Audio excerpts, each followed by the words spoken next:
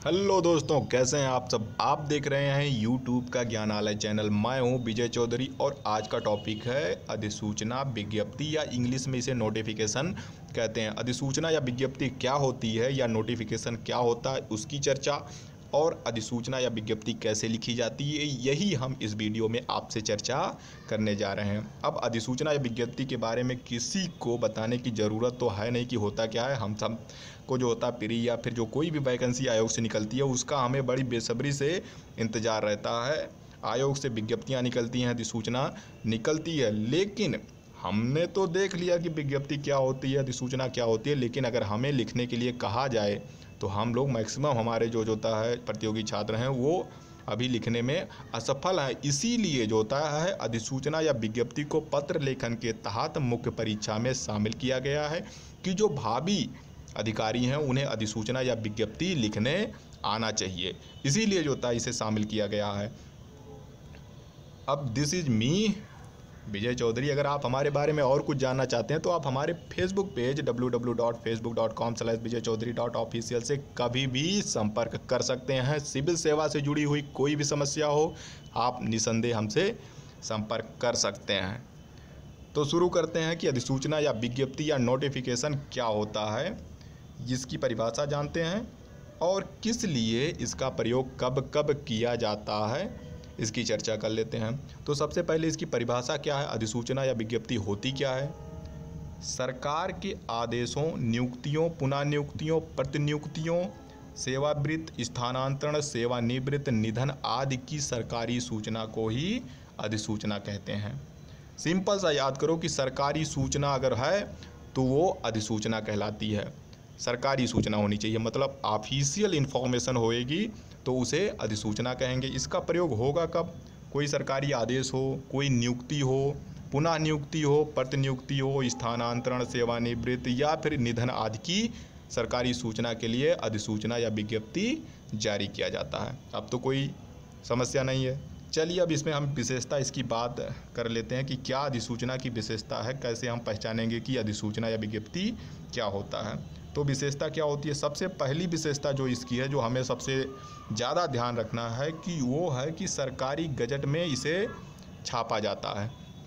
जब भी अधिसूचना या विज्ञप्ति जारी की जाती है तो सबसे पहले उसे सरकार के गजट में प्रकाशित किया जाता है। जब भी हमने जो होता देखा होगा, जब आयोग से जो होता है नेट पे जो है विज्ञप्तियाँ निकलती हैं तो उसमें लिखा होता है कि जो है रोजगार समाचार रोजगार में जो होता है इतना के डेट में जो होता है छपा हुआ है, आप उसे देख लें। तो वही होता है कि सरकार के गजट में जो होता है इसे प्रकाशित किया जाता है। ये करना अनिवार्य है, तभी वो अधिसूचना मानी जाएगी, अन्यथा नहीं मानी जाएगी। दूसरी विशेषता ये है कि इसे राष्ट्रपति या राज्यपाल द्वारा भेजा गया माना जाता है। ऐसा माना जाता है कि जो अधिसूचना या विज्ञप्ति जारी की जाती है वो राष्ट्रपति या राज्यपाल जारी कर रहे हैं या उनकी तरफ से कोई अधिकारी जारी कर रहा है। तीसरी विशेषता है, जब अधिसूचना या विज्ञप्ति लिखी जाती है तो उसके बीच में जो है अधिसूचना या विज्ञप्ति लिखा जाता है।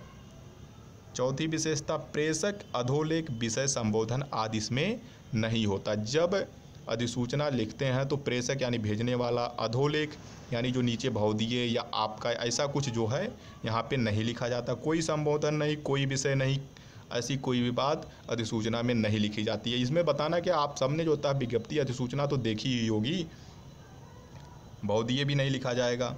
तो ये अधिसूचना क्या होता है और उसकी विशेषता हो गई। अब हम एक प्रारूप और एक उदाहरण के साथ इसे स्पष्ट कर लेते हैं कि कैसे जो है अधिसूचना लिखी जाती है।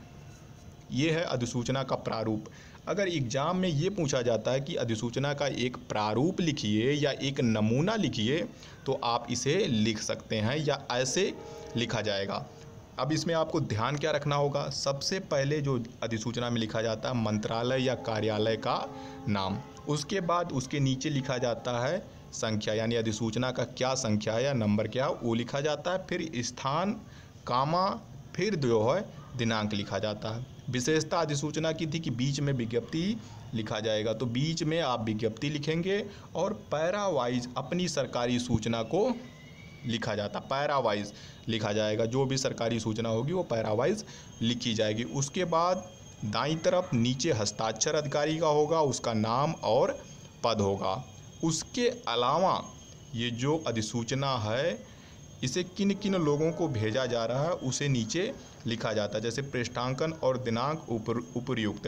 पृष्ठांकन मतलब पत्र संख्या कौन सी है, और दिनांक मतलब इतनी वाली बात जो है ये जो है इसे यहाँ लिखा जाएगा। मतलब आप सिर्फ यही लिखेंगे कि पृष्ठांकन और दिनांक उपर्युक्त प्रतिलिपि निम्नलिखित को सूचनार्थ एवं आवश्यक कार्यवाही हेतु प्रेषित। अब नीचे जितने लोगों को आपको इसे अधिसूचना को भेजना है उसका नाम लिखेंगे और फिर नीचे यही बात फिर से दोबारा लिखेंगे।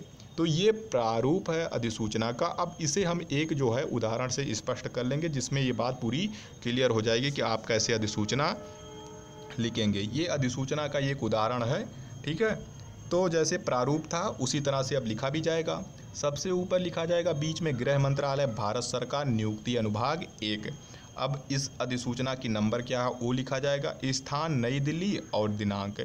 बीचों बीच लिखा जाएगा विज्ञप्ति अवकाश की अवधि समाप्त होने पर श्री आबासा संयुक्त सचिव की सेवाएं दिनांक इतना से सेवा मंत्रालय को सौंप दी गई है। अब ये जो विज्ञप्ति है ये स्थानांतरण, ये जो संयुक्त सचिव है श्री आबासा संयुक्त सचिव का स्थानांतरण किया जा रहा है गृह मंत्रालय से स्वास्थ्य मंत्रालय में। तो ये स्थानांतरण के लिए विज्ञप्ति लिखी गई है। अब नीचे जो है अधिकारी अपना हस्ताक्षर करेगा, नाम लिखेगा चाचा जा, ओके, और अपना पद लिखा प्रमुख सचिव गृह मंत्रालय ने ये अधिसूचना जारी की गई। यहाँ तक हमने प्रारूप में बताया था कि पृष्ठांकन और दिनांक उपर्युक्त प्रतिलिपि निम्नलिखित को सूचनार्थ एवं आवश्यक कार्यवाही हेतु प्रेषित। अब 4 लोग हैं जिन्हें ये अधिसूचना भेजी जा रही है। सबसे पहले भेजी जा रही है स्वास्थ्य मंत्रालय भारत सरकार को, क्योंकि इनके यहाँ ही जो है संयुक्त सचिव जो हैं आबासा उनका स्थानांतरण किया जा रहा है। तो पहले मंत्रालय को इसकी सूचना होगी तो उनके लिए जो होता है एक अधिसूचना ये भेजी जाएगी, एक कॉपी इसकी। दूसरी श्री आबासा संयुक्त सचिव गृह मंत्रालय यानी ये अधिकारी हैं जिनका स्थानांतरण हो रहा है, इन्हें भी इसकी एक प्रतिलिपि दी जाएगी। तीसरी निदेशक मुद्रण एवं लेखन सामग्री नई दिल्ली को इस अनुरोध के साथ कि इसे आगामी गजट के हिंदी संस्करण में प्रकाशित किया जाए। ये बात हमने आपको प्रारूप में बताया कि पत्र जो है जो ये अधिसूचना होती है ये अनिवार्य रूप से जो है सरकार के गजट में प्रकाशित होती है। तो प्रकाशित होने के लिए आपको जो होता है अधिसूचना की एक प्रतिलिपि निदेशक मुद्रण एवं लेखन सामग्री नई दिल्ली को भेजनी होगी और उनसे अनुरोध करना होगा कि आगामी गजट में इसे प्रकाशित करें। और चौथी जो इसकी एक प्रतिलिपि होगी वो गार्ड फाइल के रूप में सुरक्षित रख ली जाती है। हर मंत्रालय या कार्यालय में एक ऑफिस होता है, मतलब जो एक अलमारी कह सकते हो, उसमें गार्ड फाइल के रूप में यानी गार्ड फाइल के रूप में एक जो है प्रतिलिपि सुरक्षित रखी जाती है। भविष्य में मान लिया इसकी कोई ज़रूरत हो या फिर किसी संदर्भ के लिए या किसी विवाद के लिए, तो अगर ज़रूरत होगी तो वहाँ से जो है इसकी प्रतिलिपि उठा ली जाती है। तो एक प्रतिलिपि संरक्षित रखने के लिए गार्ड फाइल में रखी जाती है। अब जो ये ऊपर हमने लिखा था वही बात यहाँ पे हस्ताक्षर प्रमुख सचिव गृह मंत्रालय, ये था एक उदाहरण अधिसूचना का। प्रारूप हमने पहले बता दिया है।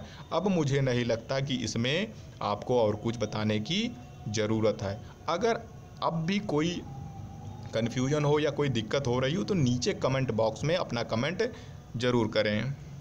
अगर आपको वीडियो अच्छे लग रहे हो तो चैनल को सब्सक्राइब करना ना भूलें। Thank you so much.